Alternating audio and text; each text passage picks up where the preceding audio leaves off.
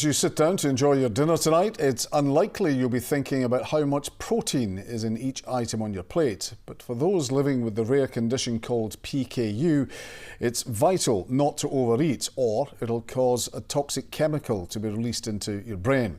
Many of them are asking for better access to a drug which could rapidly expand the menu available to them, as Louis Mickey has been finding out. For Claire from Midlothian, options at mealtimes are limited. She has a condition called phenylketonuria, or PKU, and has to severely limit her protein intake. I'm on 15 grams of protein a day, 60 grams of broccoli, and that should be about spot on. That is the portion of one exchange, 1 gram of protein. So that's pasta it's manufactured specially for PKU people. This is 35 grams of sweet corn, which again is one exchange. So I'm not allowed cheese, obviously. So I have learned, as a child, I learned to crumple up quavers. Diagnosed by the heel prick newborn screening, the rare inherited metabolic disorder is found in roughly 1 in every 10,000 babies. It means the body can't break down the amino acid, phenylalanine, found in protein foods. High levels can be toxic to the brain. How little of a change, how big of a difference can that make? The next day, I quite often will notice a change in my mood. It gets to that point and I get straight back onto diet because it's not worth experimenting with how far that would go. But the long-term harm is what scares PKU people the most. We don't know what it's actually doing to our brain. On the red list, which is the food that's not allowed at all, with PKU, it includes meat, fish, eggs, cheese. There are ways other than diet to manage PKU. A drug called sapropterin, which has been approved for use in Scotland since 2022. But Claire, like many others, has yet to be prescribed the treatment.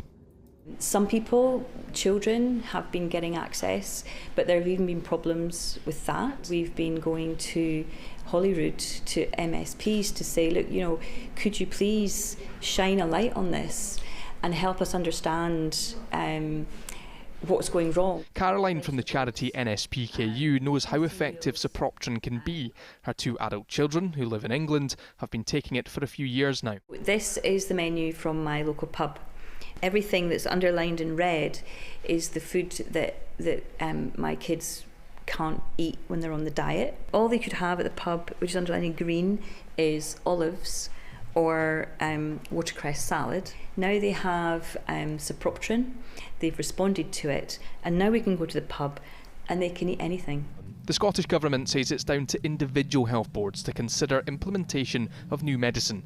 But with the campaign reaching Holyrood, ministers have asked the Chief Pharmaceutical Officer to explore what barriers might be preventing access to sapropterin. That the Scottish Government remains deeply committed to improving outcomes and to making a real meaningful difference in the lives of everyone living with PKU. More drugs which could work positively for even more people with PKU are expected in the UK in coming years. Claire hopes the medication and the potential benefits which can come with it aren't far away for her. It's like the golden chalice, and I have been told that I am likely to respond to sapropterin. That was, I think, 4 years ago, maybe I was told that. And it's just within reach, but I've never quite got there. Until then, the menu is a much practised, albeit heavily restricted, diet. Louis Mickey, STV News, Midlothian.